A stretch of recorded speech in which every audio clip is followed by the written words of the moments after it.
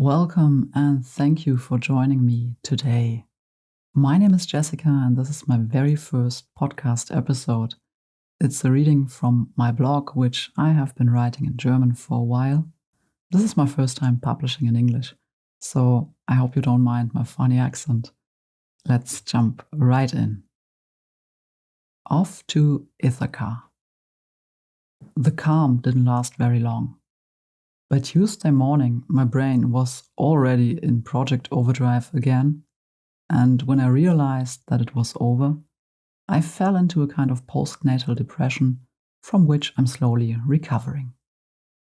And since then, this blog article has been swirling around in my head, and it could pretty well be the worst and longest I have ever written.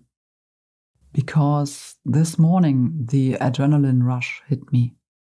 The puppeteer struck, and all plans for the day went down the drain. I have to write this now, or I never will.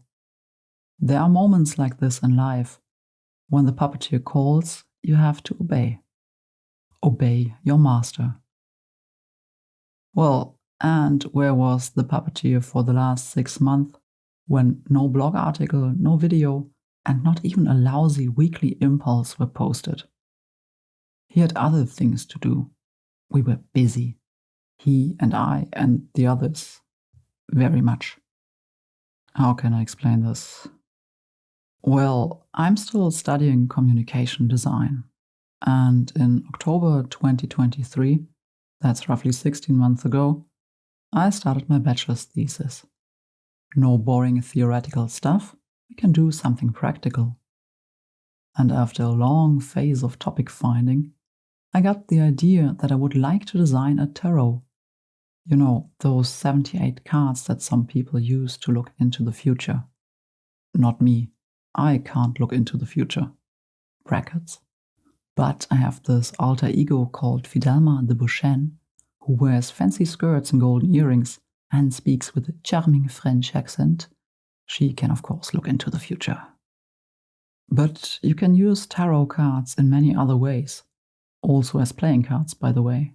Tarot cards are an amazing tool for exploring yourself, to get in touch with the unconscious, to gain insights and draw connections that the conscious, rational mind can't find on its own. And I somehow thought that it would be an amazing idea to create a tarot for more creativity as a bachelor's thesis.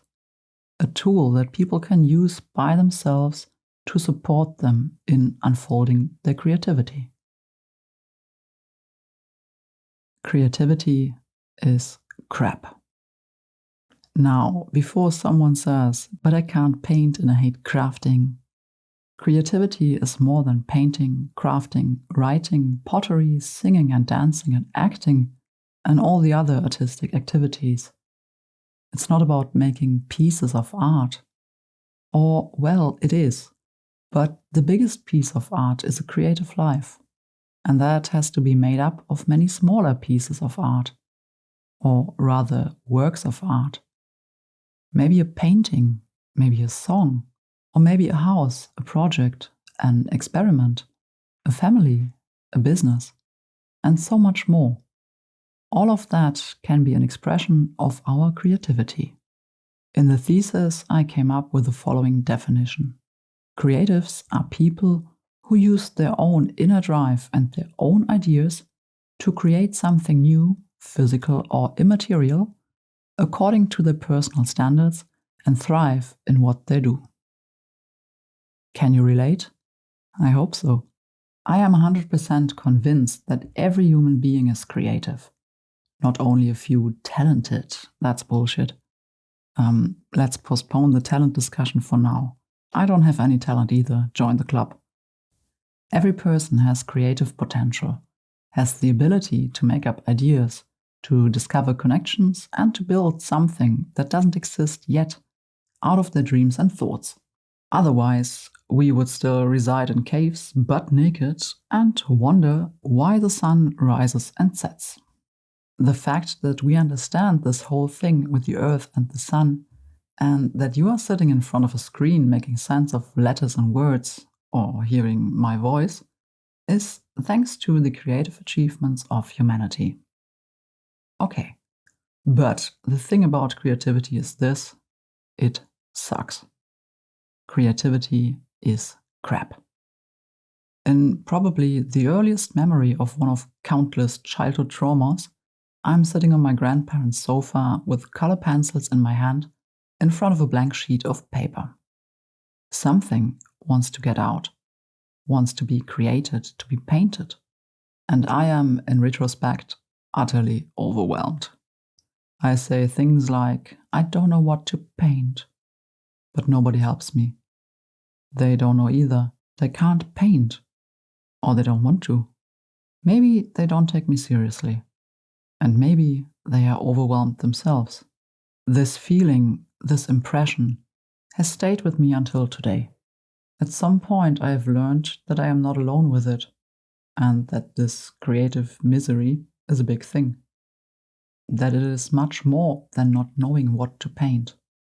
For some, it's a seeming lack of ideas. For some, it's an unbearable abundance of ideas. For some, it's the fear of failure, or the fear of success, fear of change, fear of judgment, of course. Uncharted territory.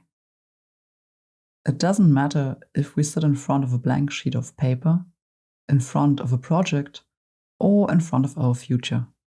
Creativity is a fundamental dilemma.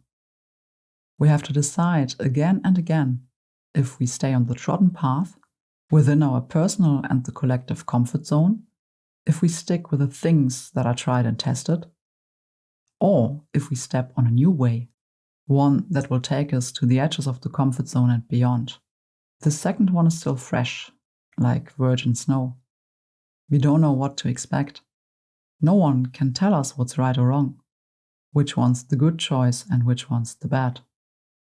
No one knows because no one has ever walked exactly this way before.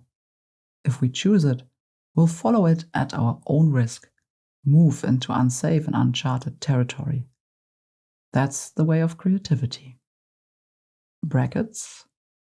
No one in this context does not mean no one. This is not about Nobel Prizes. No one is meant to in a personal way.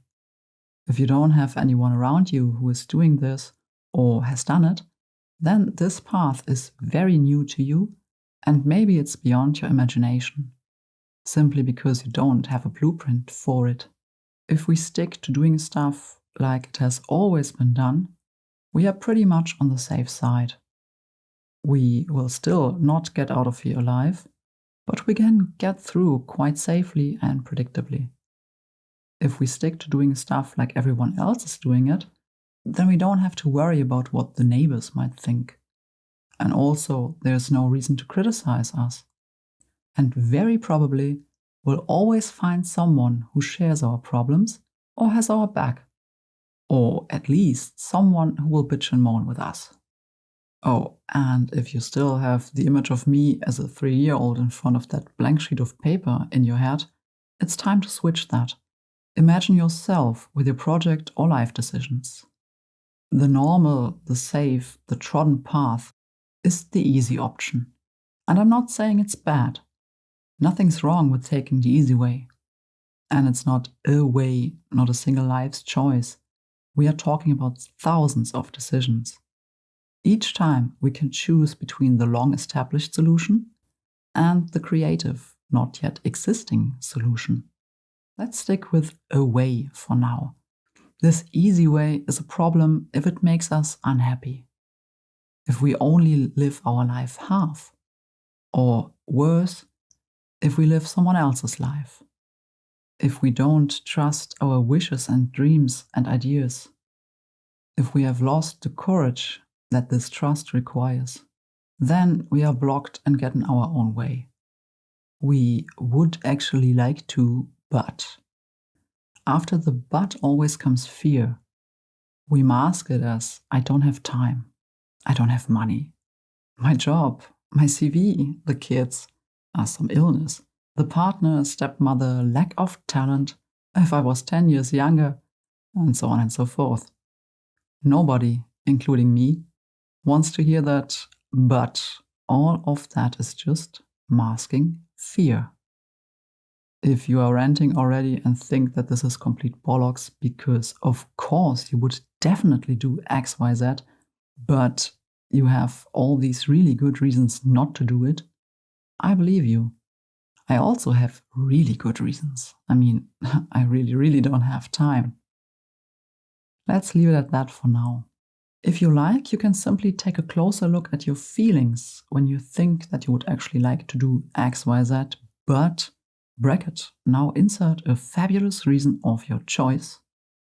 Just carry this idea with you, that it is the fear of something that holds you back, and just check in with yourself how it feels. So, creativity is not only crap, but it's also a very basic dilemma. Something inside, we'll talk about that something at some other point, wants to come out, strives for realization. Call it creativity, call it self-fulfillment, call it ideas or daydreams, visions, call it soul or inner voice or divine inspiration, or even call it talent. If you really don't know what I mean, remember your childhood. Back then you still had it. We can follow this something equals creative, new and risky way beyond comfort zone, or we can leave it equals established, tried and tested way plastered with signpost, rather safe. Our fears and resistance pull us back onto the safe way. Of course, we want to avoid what we fear, and that's good. But what if we choose the safe way and this something inside us just doesn't shut up? If the dreams don't fade, or the safe way just leads to unhappiness? If you sense that you are only half alive, and that there has to be more, that you want more, but that's the basic creative dilemma. Courage and trust versus fear and resistance. Have you fallen asleep already, or are you still there? Project. Well, 16 months ago, fear and courage didn't play a role in my creativity considerations yet, but I had this insane idea of creating this tarot for more creativity as my bachelor's thesis. My professor eventually approved the topic, and I started. I've summarized everything that has happened in the last 16 months and how the thesis has progressed in a 300-page documentation. Yes, the practical thesis has to be documented. Research, concept, sketches, more research, more concept, utter despair, different research, new concept, rampant despair, the odd catastrophe on the sidelines, complete collapse, a pinch of self-pity, some medium-sized miracles, the power of madness, Metallica, and ta-da! I have made a tarot for more creativity. It's lying here as a prototype. It's amazing. Last week, Monday, I handed in my work. The chances of failing are pretty good. There's still an oral exam kind of thing later, and then I'll know. The plan has always been to publish the tarot. But, bracket, here I can insert a fabulous reason of my choice. The effort and cost of publishing, for example. The thing is, I'm scared as fuck. The whole thing could go wrong in 294 different ways. For example, everyone could think my tarot, the creative tarot, is crap. Nobody could want it. The illustrations could just be too horrible. The concept could be rubbish. The whole thing could be too far away from the actual tarot. Everyone could find it too freaky. The whole thing could be too close to the actual tarot. Oh no, not really, but it could be too freaky. There's a fool, a magician, and death. The rest of the trumps are different. There's a mermaid, and a fairy, and a hero, and the puppeteer. And 15 more trumps that, as far as I know, have never appeared in any other tarot, for the esoterics. Trumps are the major arcana. And there are no wands, cups, swords, and discs or coins, but instead clubs, hearts, spades, and diamonds, the French suits. There are pages and knights. The queens and kings had to make room for the masters and goddesses. And yes, you can play skat, rummy, poker, and tarot games with the cards. And there are 22 more cards with questions and spreads. I have never seen that in any tarot. And there's a poster to help with your interpretation. That, too, seems to be a novelty to me. And this is my bachelor's thesis. A small cardboard box with 100 cards and a folded poster. 16 months of work. Countless amounts of blood, sweat, and tears. And if I publish it now and everyone thinks it's shit, then I've really wanted to kind of avoid it for the last few days. I haven't had the second prototype printed yet either. I wanted to let it sink in first and so on.